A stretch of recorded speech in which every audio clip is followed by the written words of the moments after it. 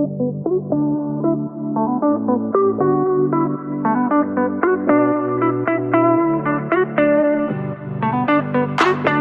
friends, welcome back, and if you're new here, welcome. My name is Sana, mrs.perfectly.imperfect.keto, where being perfect is overrated and being imperfect is appreciated. Today is Tuesday, March 4th, and my Tuesday has been super hectic. I'm grateful for the day, I feel blessed for the day, but nonetheless, it was very hectic and very busy. I basically got my kids started with their lunch. We got into homeschooling, and my 14-year-old, he is very independent now. Very rarely does he require my help, but my newly 6-year-old, that is a whole nother story. So it definitely gets to be very patient seeking to have to school a 6-year-old. So that is definitely something that has threw me for a twist this year, because it is my first year homeschooling both of them. Our oldest, that is 14, he has been homeschooled for the past almost 6 years now. So it is definitely nothing new when it comes to him. So I got all their homeschooling out the way. I went ahead and got my treadmill time in, took a shower, and then I clip my kids' nails. So when it comes to their fingernails or toenails, I like to keep maintained with their fingernails and toenails. If you have any family members that have been doing a ketogenic way of eating, when it comes to hair, skin, and nails, they absolutely thrive on this way of eating. So between both of my kids, their nails grow super fast. I even tell my 14-year-old he could probably be a hand model, because his nails grow in so beautifully that any woman would idolize the beautiful nails that he has growing in sometimes. So it's definitely time to get their nails clipped. So I went ahead and took care of that. Thankfully, I kept busy. I didn't have any hunger cues. I stuck with my sparkling water. As you know, I love just having the sparkling water opposed to plain. I use that machine right back there. It is the SodaStream. You can definitely look into getting a SodaStream if you are hooked on any of the diet sodas, if you're addicted or hooked to anything sugar-free, or even when it comes to the Zivia, the keto-friendly soda brands. Definitely try yourself just some plain sparkling water. I know they do, as far as SodaStream, they have syrups.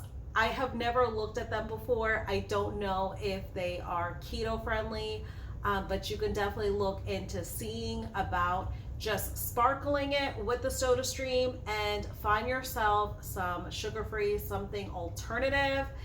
It definitely could be a better option than paying the cost for Zivia or trying to find a deal for any diet or sugar-free soda. So it's definitely a way you could stretch your dollars. So I'm gonna go ahead and get started on dinner. So currently right now, it is a couple minutes past 4 p.m. So I definitely want to get started. That way I can keep consistent with having my one meal a day before 7 p.m. So let's go ahead and get started. All right, friends, so what I'm gonna go in with for tonight's one meal a day dinner is these beautiful ribeye steaks that I had gotten cut from that Publix sale that I had featured. So I have 4 of them here. So I'm gonna go ahead and simply just dry them. As I mentioned, I like to be able to dry whatever I'm putting in the air fryer, because for me, it allows the meats, or whatever the protein is, it allows it to not only, number one, allow the salt or whatever seasoning you're using, it allows it to adhere a lot better to the meat and not just the moisture, but also the meat is going to actually get the benefit of the heating element, and it's not going to basically steam with too much excessive moisture on them. So I simply just like to just go in and just dry them down. So it definitely does not take long at all. So because the butcher kind of had some of these be a little bit larger than doing a 1-inch cut as I requested, I can't really do pretty much my measurement of trying to air fry steaks together that are about the same size, because definitely some of these are a lot thinner. So let me go ahead and show you all. So as you can see, this piece right here is super, super thick. This is the Big Daddy out of this pack. And if you can see this one, you definitely see the difference between the two.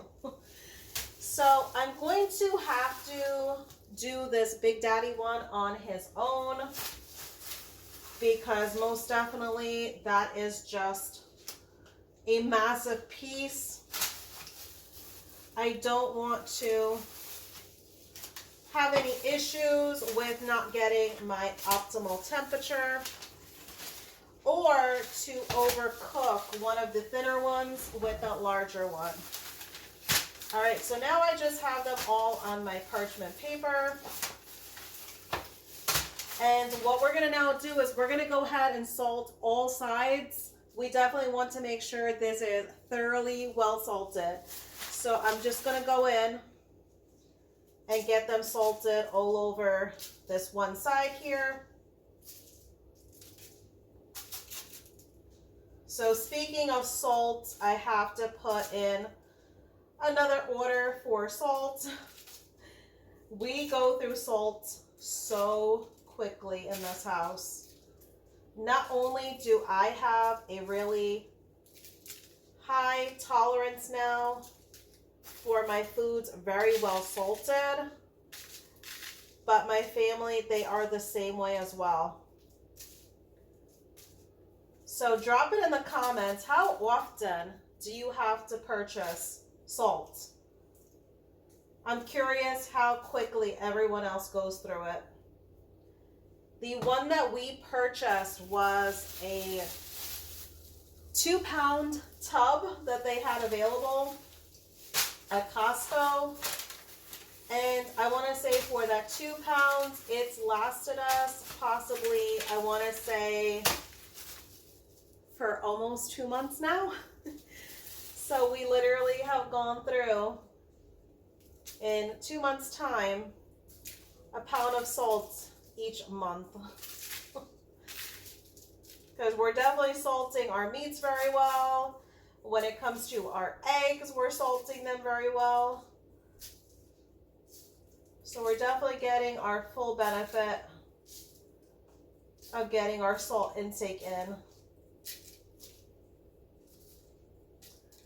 All right, so I'm almost just about done.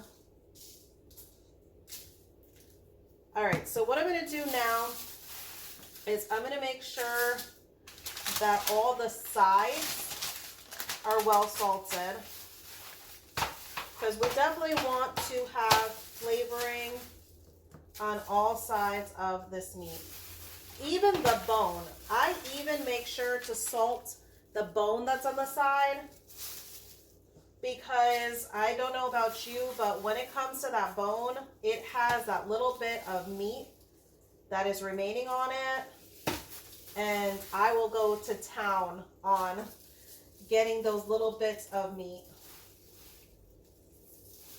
I'm the same way when it comes to chicken wings. Definitely let me know. When it comes to your chicken wings, do you leave any meat on that bone? Or are you the type that you chew so far down on that bone that you don't even know it's a chicken wing bone anymore?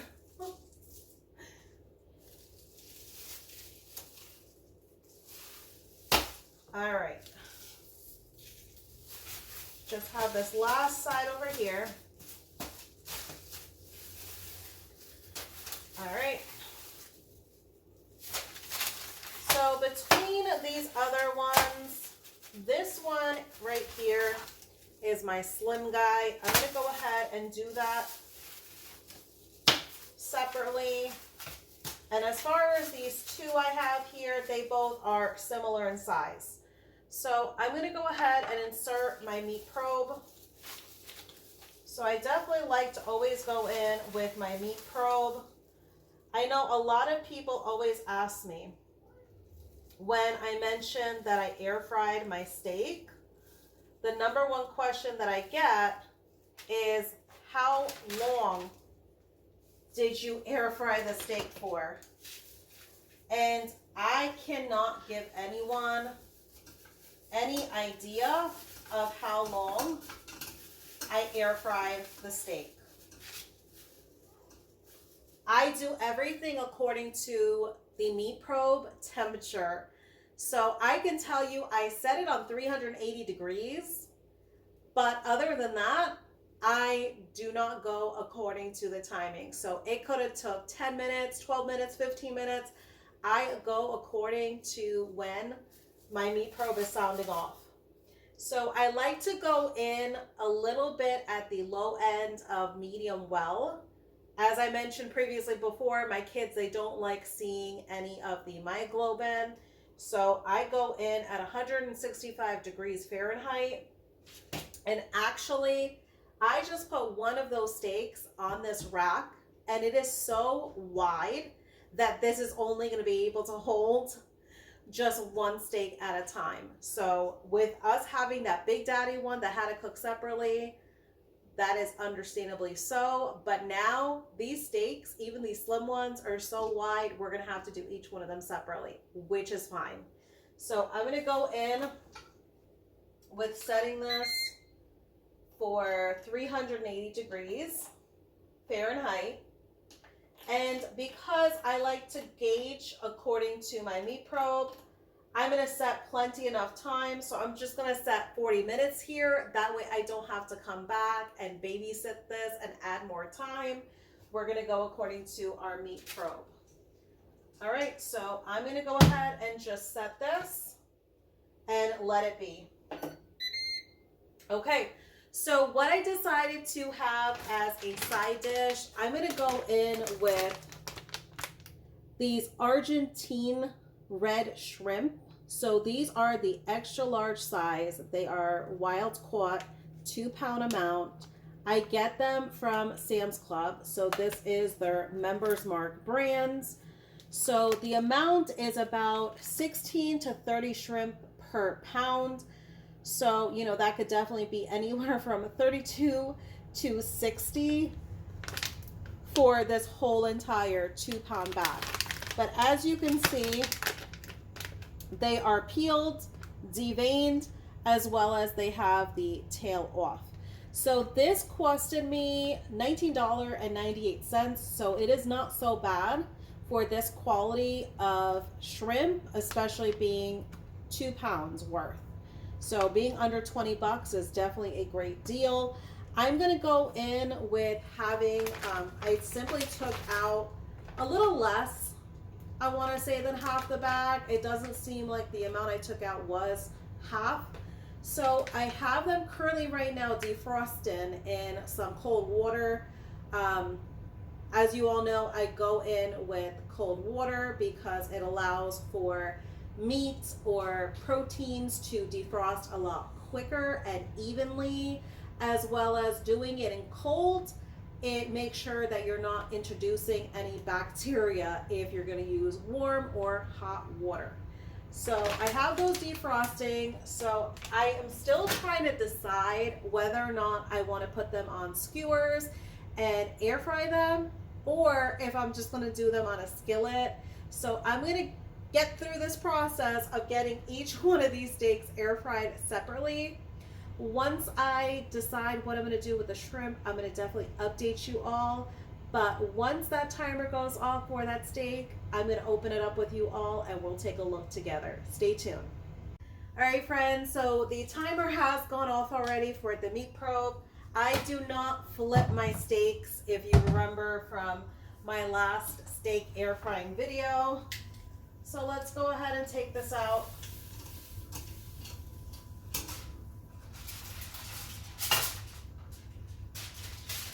All right, so I have it taken out. Let me go ahead and also take out the meat probe, and then I'm going to show you all what it looks like.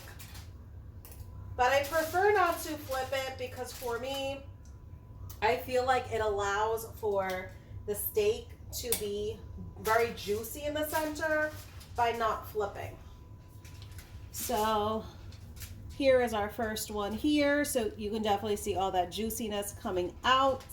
So we're going to allow for the steak to rest.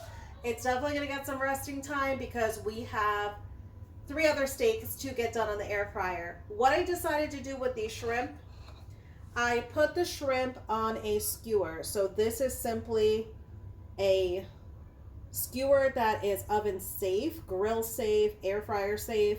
So I will be utilizing these skewers. I'm just skewering them in sets of 6 each. I simply just season them with some salt as well as just some garlic powder. So I will be air frying these once I get done with my steaks, and I'll be including you guys in on that coming up and next. All right, friends, I just finished air frying all of the steaks. So I do have the shrimp. I went ahead and put a piece of parchment paper. It definitely helps for the shrimp to not stick on the wire rack. I do have some butter, so that's what you all see here is just the butter that I had added on top of the shrimp. And all I did was I salted as well as just put some garlic powder on these shrimp. I'm going to go ahead and air fry them at 400 degrees Fahrenheit for 4 minutes. I'm going to flip, and then I will show you all what they look like once they are on my plate. All right, so I do now have my food plated up. I have the air fried steak as well as the air fried red Argentinian shrimp. And in that serving dish is just some melted butter. All right, so I'm going to go ahead and eat while this is all still hot. I want to thank you all for joining me on this Tuesday. Thank you for watching. I appreciate you all. Take care, friends.